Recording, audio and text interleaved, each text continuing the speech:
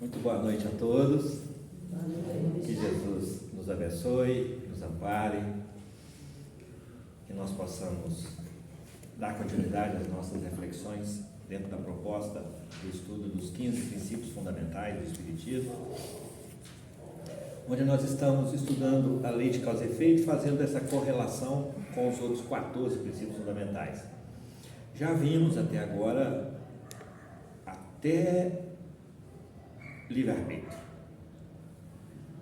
E agora nós vamos continuar fazendo a correlação com reencarnação, pluralidade dos mundos habitados, imortalidade da alma, vida futura. O que a lei de causa e efeito tem a ver? Como é que ele está relacionado com esses princípios? Mas antes vamos fazer a nossa prece, para a gente poder iniciar o nosso estudo com a proteção dos nossos amigos espirituais, com o amparo do nosso Divino Mestre.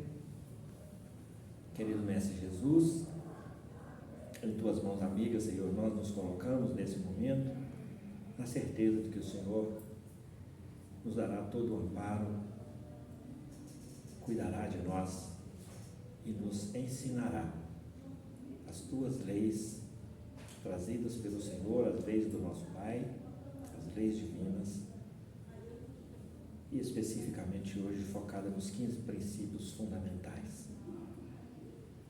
Que a Tua paz, Senhor, seja a tônica do nosso encontro e que nós possamos propagar essa paz por onde passarmos, sendo luz e levando paz, não a paz dos homens, mas a Tua paz, com todos aqueles e a todos aqueles com os quais nós convivemos. Muito obrigado por mais essa oportunidade, Senhor, e fique conosco, que assim seja. Então é assim que a gente vai começar. Estamos dentro da proposta de estudo dos 15 princípios fundamentais. Nós estamos estudando esse princípio, lei de causa e efeito. Já fizemos a correlação com todos esses anteriormente e hoje nós vamos dar continuidade fazendo a correlação com a reencarnação. Como é que a lei de causa e efeito, nós já vimos que a lei de causa e efeito não é uma lei punitiva, ela é uma lei divina, ela é uma lei educativa, porque Deus é soberanamente justo e bom e não pune, nem tem a menor intenção de fazer mal à lei. O espírito da lei não é ser punitivo, não é gerar sofrimento, é despertar consciências. O objetivo da lei de causa e efeito é esse. O objetivo da lei divina é despertar consciências. E às vezes a gente, pelo nosso alto nível, nosso alto grau de adormecimento, de embrutecimento, principalmente da nossa consciência, às vezes a gente precisa de ser meio sacudido, levar alguns safranões, e a lei surge provocando circunstâncias que gerem em nós esse despertamento. E que às vezes é doído, mas não é doído por causa da lei, é doído por causa da nossa necessidade da dor, ainda. Porque muitas vezes nós fomos chamados pelo amor e não atendemos. E às vezes o nosso órgão mais sensível é o corpo físico completo e precisamos de ser tocado nele. Então a lei de causa e efeito funciona assim, de forma educativa, de forma despertadora e principalmente de forma corretiva. Nós já vimos nas nossas primeiras conversas sobre a lei de causa e efeito que ela não é punitiva, Deus não castiga, Deus não perdoa, da forma como nós castigamos, entendemos castigo, e da forma como nós entendemos perdão. A expressão do perdão divino, segundo Emmanuel, poderia ser chamada de reencarnação, se é que Deus pudesse perdoar. Quem nos diz esse Emmanuel? A reencarnação poderia ser considerada como sendo a expressão do perdão divino, se é que Deus pudesse perdoar. E se é que Deus pudesse perdoar, acreditamos que Emmanuel está nos chamando para uma reflexão sobre como é que nós entendemos o perdão divino. Porque muitas vezes nós ainda estamos ingenuamente pensando que o perdão divino vem pela graça, de graça, e não requer nenhum esforço nosso, não requer nenhuma renúncia nossa, não requer nenhuma ação nossa nessa direção. Acreditamos que Emmanuel esteja chamando a atenção nossa nessa expressão, se é que Deus pudesse perdoar, chamando cada um de nós a um reentendimento do que significa perdão divino. Porque muitas vezes a gente é bastante egoísta e orgulhoso e quer que ele seja bem de graça, bem ao estilo do que a gente sempre vem recebendo. Mas na proporção que a gente vai tomando consciência de que é necessário que a gente se ajude para que o céu nos ajude, ajuda-te que o céu te ajudará. A partir dessa consciência, a gente vai entendendo, vai tendo um novo entendimento dessa nossa relação com Deus. Aliás, hoje essa é a grande necessidade da gente começar a redefinir essa relação com Deus e principalmente começar a redefinir Deus segundo os recursos que nós temos recebido. Chamamos relembrando que lá na questão 12 do Livro dos Espíritos, os Espíritos trazem para nós os atributos da divindade, os atributos de Deus, para a gente poder ampliar essa imagem dele. Igual a gente ir lá no telefone fazer assim, para a imagem crescer, né? E ampliar, e mostrar detalhes, mostrar uma feição mais real daquela foto lá no telefone. Os princípios fundamentais fazem exatamente isso com a nossa visão.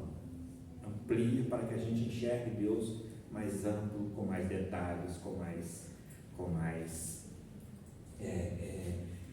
clareza, com mais objetividade, com mais coerência, porque muitas vezes a nossa própria fé é incoerente, porque nós pautamos a nossa fé, muitas vezes, na incoerência da nossa visão.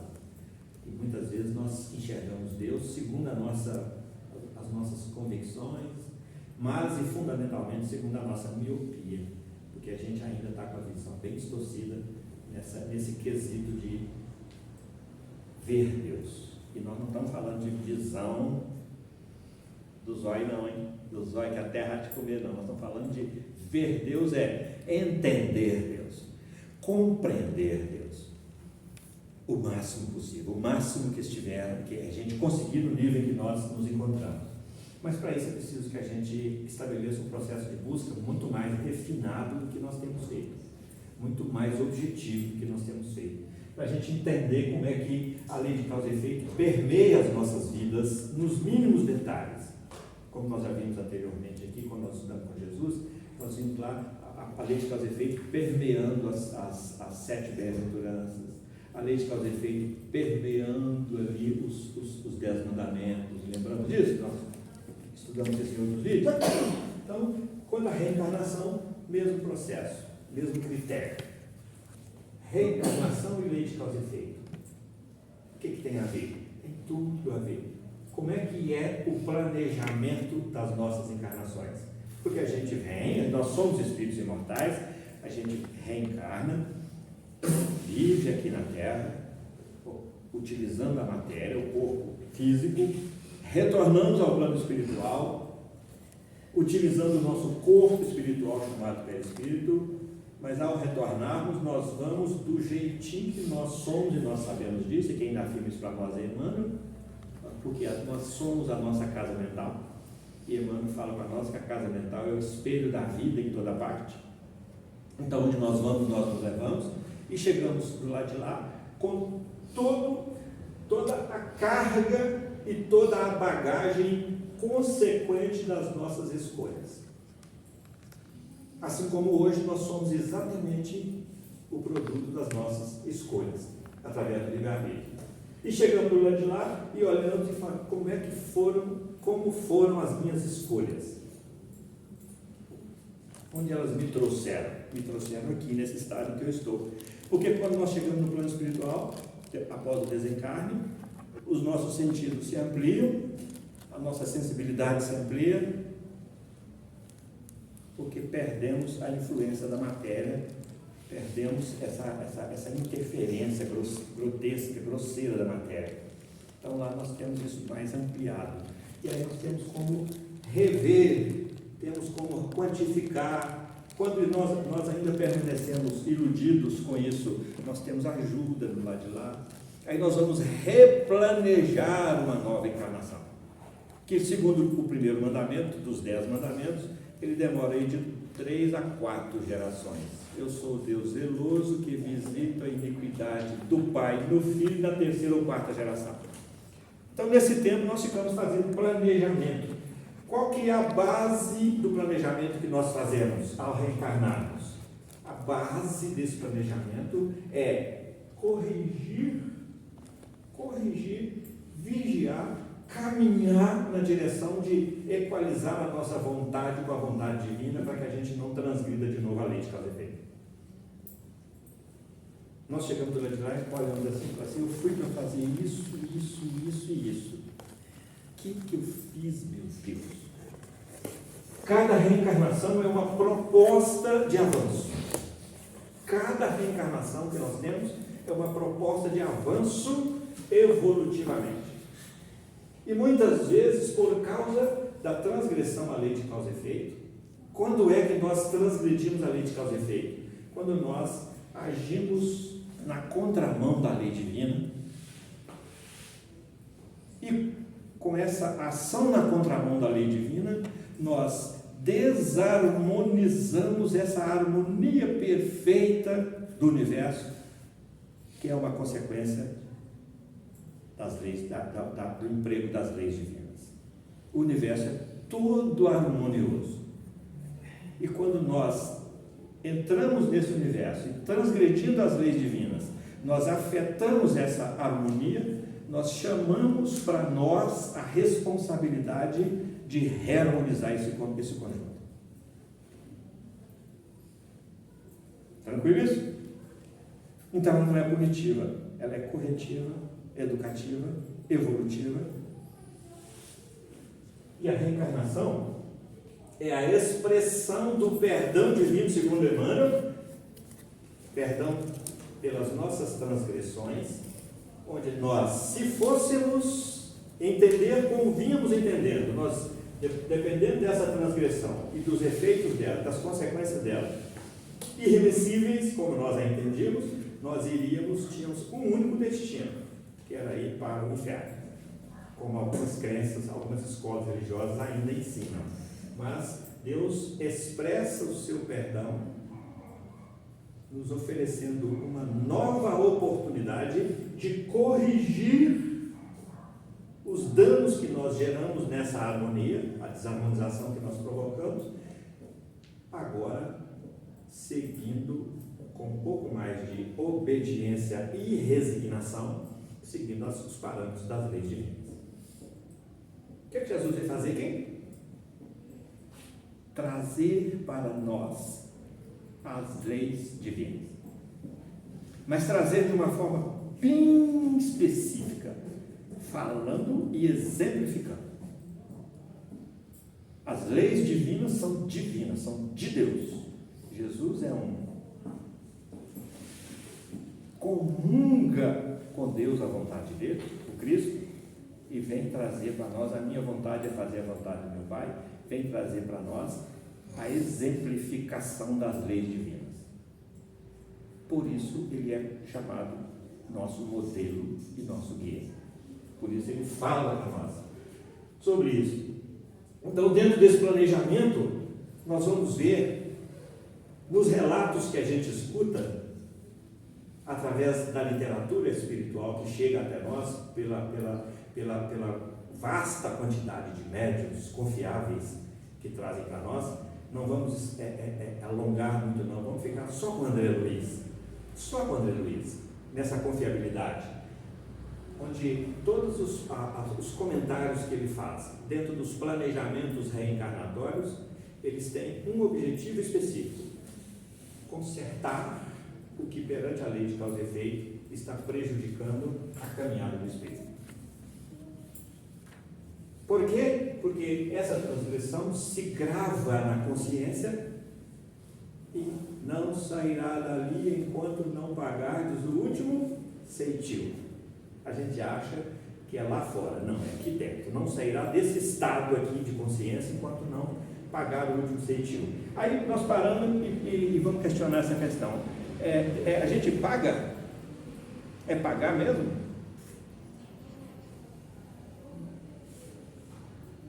É pagar? Deus quer receber alguma coisa de nós? Quem é que transgrediu? Eu. Quem é que precisa consertar? Eu.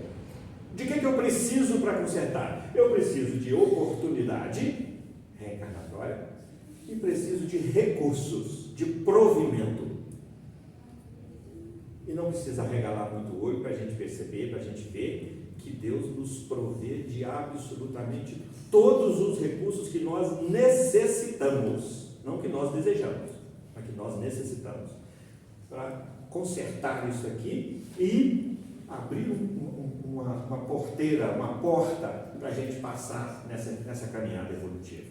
Porque até então essa porta se fecha dentro da consciência de cada um, dentro do remorso de cada um, dentro da culpabilidade de cada um, dentro do reconhecimento de cada um dos próprios erros. E enquanto nós estamos em reencarnações e mais reencarnações, consertando coisas que nós fizemos debaixo da lei de causa e efeito, enquanto nós estamos consertando coisas, nós consertando, ajustando-nos com a lei, nós estamos deixando de caminhar para frente.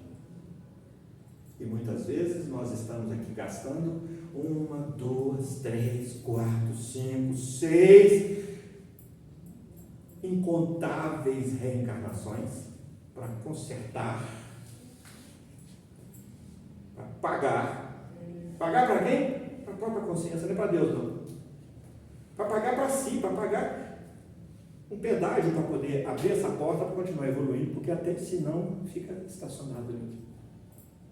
Então, lei de causa e efeito e reencarnação, a reencarnação está sob a égide da lei de causa e efeito. Está sob o jugo da lei de causa e efeito. A lei de causa e efeito permeia a nossa reencarnação. Aí no plano espiritual, lá que permeia mesmo, né? Porque lá a nossa consciência, na medida que a gente vai evoluindo, a nossa consciência vai se expandindo e aí nós vamos tomando cada vez mais consciência da necessidade de irmos nos afunilando. É isso aqui. Quanto mais nós avançamos, mais a nossa liberdade, que nós chamamos aqui de liberdade, vai se afunilando, porque nós vamos tomando consciência de que não era liberdade, era só uma libertinagem, mais ou menos libertinagem, mas era. E quanto mais nós vamos abrindo mão dessa libertinagem e verdadeiramente buscando nos identificar com a lei, nós vamos nos libertando. Falar nisso, gente, esse é assunto de quarta-feira que vem. Nós vamos estar aqui, o tema de quarta-feira vai ser conhecereis a verdade e a verdade vos libertará. Aí vem Jesus e fala para Pôncio Pilatos, né? Que é a verdade? Que é a verdade? É sobre isso que a gente vai conversar aqui quarta-feira. Então, dentro disso, cada reencarnação é uma proposta de evolução. Mas quando a gente consegue abrir mão, equalizar-se de novo, reharmonizar esse conjunto universal que nós fomos responsáveis pela desarmonização, nós estamos evoluindo?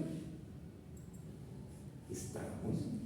Só que muito menos, com muito menos velocidade, vou chamar assim, do que seria se nós reencarnássemos com um objetivo específico de caminhar para frente para o alto e não tivesse que parar para consertar nada. Se nós pegamos aqui uma viagem e vamos parando pelo meio do caminho para ajustar coisas que nós, a bagagem que nós arrumamos mal arrumada no carro ou qualquer coisa, se a gente for parando, a viagem vai demorar um pouco mais. Mas se a gente já tiver com isso tudo arrumado na nossa consciência, a viagem segue harmoniosa. Então, agora, a reencarnação, o corpo físico que nós utilizamos aqui, ele é um produto, um resultado peneirado pela lei de causa e efeito. Por quê? Porque o perispírito, a Mauri trouxe aqui, que eu tive vontade de assistir, que ele mandou, o perispírito tem as propriedades dele, e uma das propriedades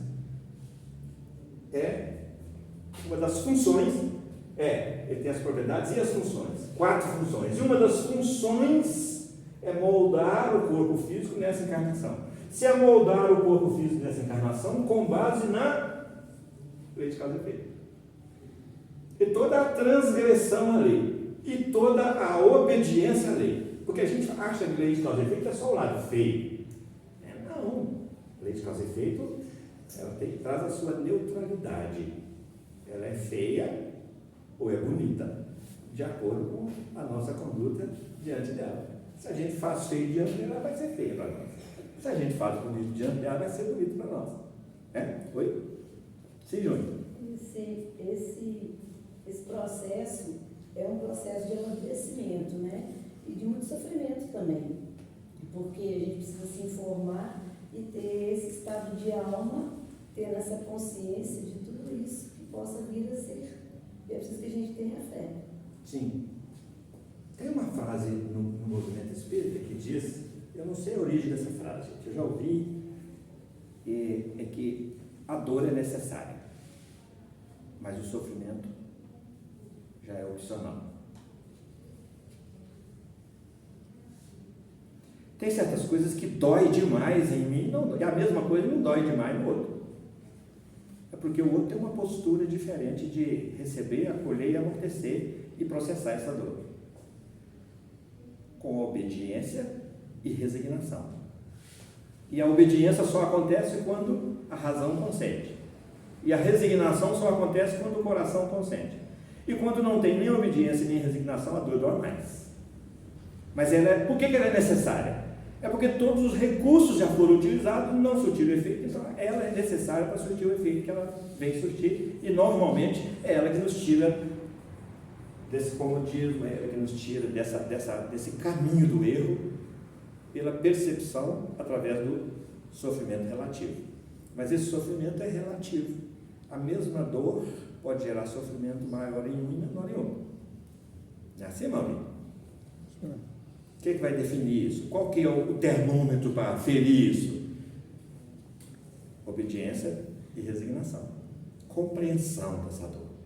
Então, a lei de causa e efeito, quando ela é compreendida dessa forma e é admitida e acolhida dessa forma, aquilo que ela traz para nós, a custo de dor, para nós retificarmos, retocarmos, consertarmos, se nós tivermos um pouco mais de obediência e de resignação, de compreensão, de inteligência espiritual sobre aquilo que está acontecendo, porque muitos hoje no meio da humanidade estão vivenciando situações drásticas por causa da lei de causa e efeito, por causa das transgressões às leis divinas, e a lei de causa e efeito vem oportunizar o reajuste, mas estão sofrendo muito porque não tem a menor inteligência espiritual. Não sabem por que estão sofrendo, não param para perguntar, não questionam, não buscam as razões, não buscam as causas. Aí o Evangelho do Espiritismo vem e traz para nós assim, causas anteriores das aflições. Aflições de quando? Aqui e agora, nessa encarnação. Causas atuais, causas presentes das aflições. Onde? Aqui e agora, na encarnação. E se elas não forem processadas, nós vamos levá-la para a vida futura, para amanhã. Vamos chegar no plano espiritual sentindo as mesmas dores, as mesmas sensações, os mesmos desconfortos psíquicos, emocionais que nós estamos vivendo aqui agora. Por isso, essa inteligência espiritual, do porquê estar acontecendo o que está acontecendo comigo nessa encarnação, vai me ajudar a solucionar isso, a reequalizar-me com a lei, a reharmonizar esse complexo harmônico que é a natureza e que eu interferi, para que eu me liberte disso aqui. Conhecereis a verdade e a verdade vos libertará. Porque enquanto não houver esse entendimento e esse arrependimento sincero, não é arrependimento da boca para fora, não. E o arrependimento sincero, ele só acontece quando a criatura cai em si. O que o filho pródigo faz? Sai transgredindo a lei irresponsavelmente. Chega no momento em que ele começa a simbologia do comer a comida dos porcos, comer as bolotas dos porcos lá na parábola. A humanidade hoje está comendo a bolota dos porcos. Nós temos muita gente faminta, muita gente doente, muitas almas adoecidas reencarnadas hoje no planeta, dentre as 8 bilhões de almas, quase 8 bilhões de almas. Mas é muita que a gente não precisa da gente conversar muito com as pessoas para perceber o quanto que elas estão doentes, determinadas pessoas. E aí a gente não precisa conversar com muita gente, não, que a gente vai sair um percentual bem alto aí de adoecimento. Por causa de quê? Ainda não caiu em si, não tem essa inteligência espiritual.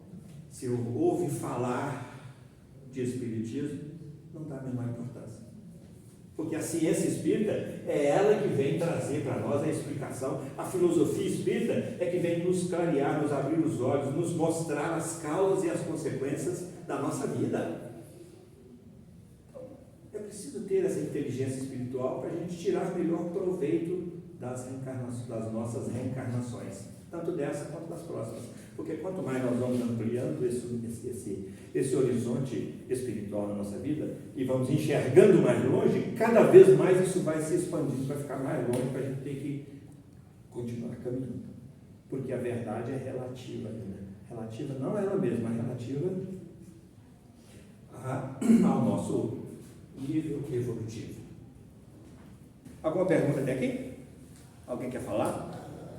É só acrescentar que a inteligência espiritual está coligada à inteligência emocional. Sim. Se não houver uma predisposição interna, até de amor próprio e amor ao próximo, com certeza fica muito mais difícil de chegar até lá. Sim.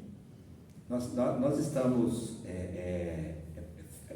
fixamos mais na inteligência espiritual, porque as ciências, todos os recursos, tudo tem gravitado até na inteligência emocional. E a inteligência espiritual é um salto a mais, bem mais. Porque não basta ter inteligência intelectual, ter inteligência emocional. É até um pouco difícil de ter sem a emocional, sem ter essa visão espiritual mais alongada. O que é inteligência, gente? Quando a gente fala em inteligência, compreensão.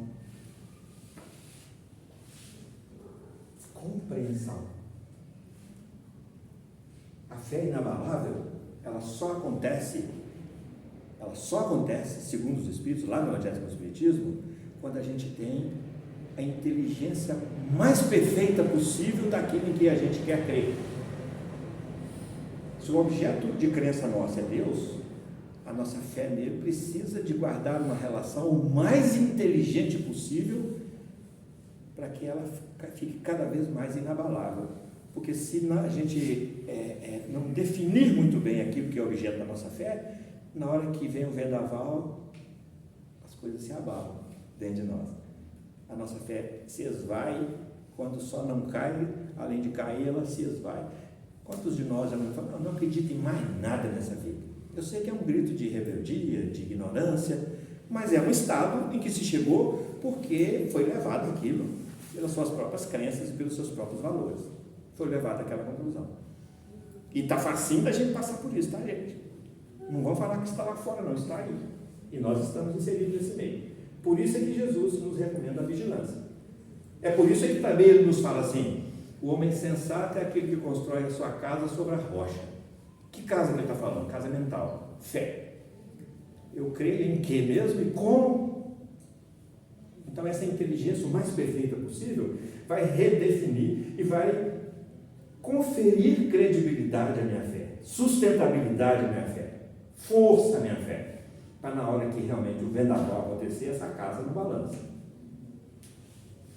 Então, reencarnação, gente, é resultado, é permeada, é ditada. O que acontece nela é ditado pela lei de causa e efeito. tanto para o lado bom, quanto para o lado não bom. Chamando de não bom, aquilo que a gente, segundo o nosso olhar, processa com um pouco mais de incômodo, mas que também é bom. O não bom, muitas vezes, é melhor do que o bom, porque ele nos devolve para o caminho certo. Dói um pouco ao processar, mas ele nos redireciona para o caminho do bem. E Deus tem essa capacidade na sua infinita sabedoria, na sua onisciência, e na sua soberana forma de ser. Deus tem essa capacidade de retirar do mal o bem, sempre. Então, quando as coisas acontecem conosco, ao invés da gente se rebelar, a gente precisa de parar e falar assim, coisa boa, coisa ruim. Quem é que sabe? Coisa boa, coisa ruim. Porque muitas vezes as coisas aos nossos olhos podem ser ruins, mas Jesus falou assim, olha, é necessário que o escândalo venha. Mas às vezes as coisas nos escandalizam tanto que a gente fala, não, isso é ruim demais. Mas muitas vezes é preciso escandalizar. Quer ver um exemplo disso? Aqui somos nós, ó. Gosto muito dessa imagem, a xícara. Está vazia? Nada. Está cheia da nossa imortalidade. Está cheia de tudo que nós fizemos. É a nossa bagagem espiritual aqui e agora. Nós somos exatamente o resultado das nossas escolhas e estamos vivenciando exatamente as consequências pela lei de causa e efeito das escolhas que nós fizemos.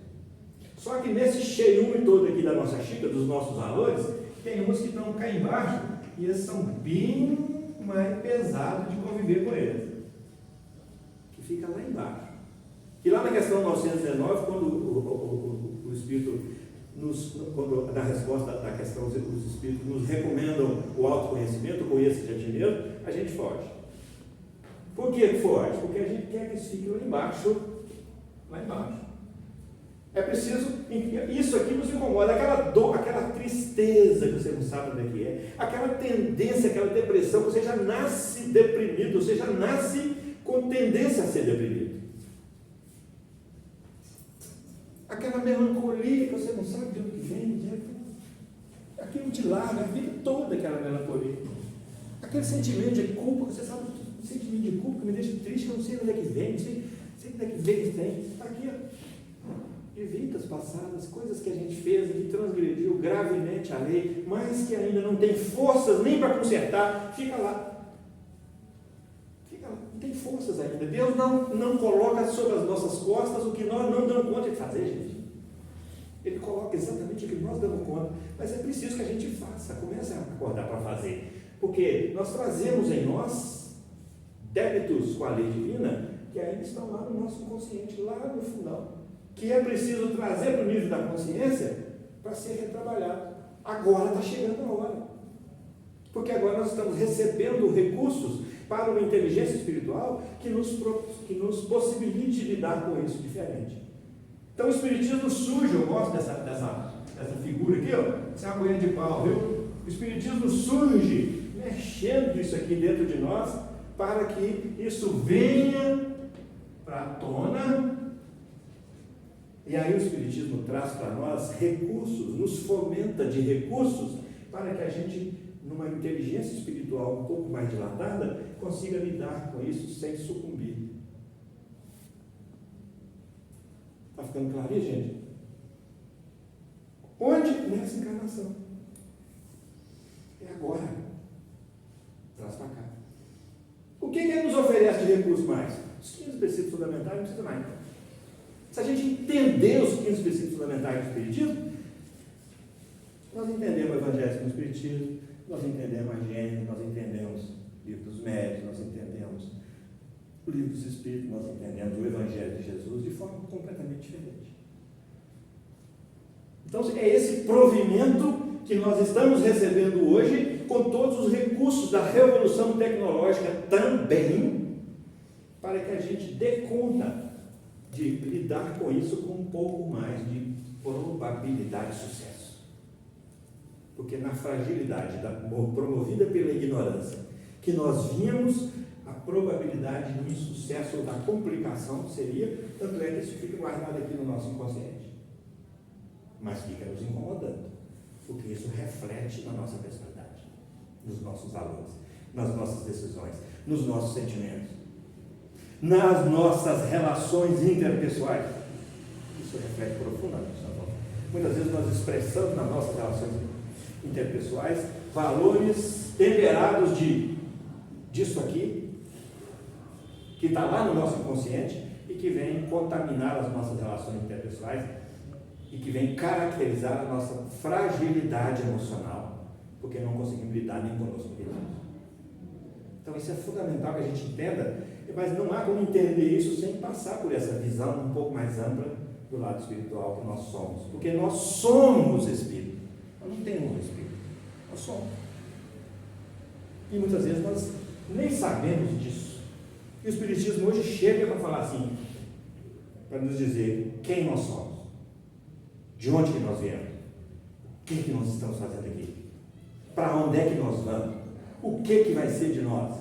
O Espiritismo vem rasgar o véu para que a gente enxergue isso tudo, mas primeiro e principalmente para que a gente se enxergue nesse contexto no qual nós estamos inseridos, porque até então a gente está vivendo por viver, levando a vida, deixa a vida me levar, a vida leva eu, não é assim? O que eu estou fazendo aqui?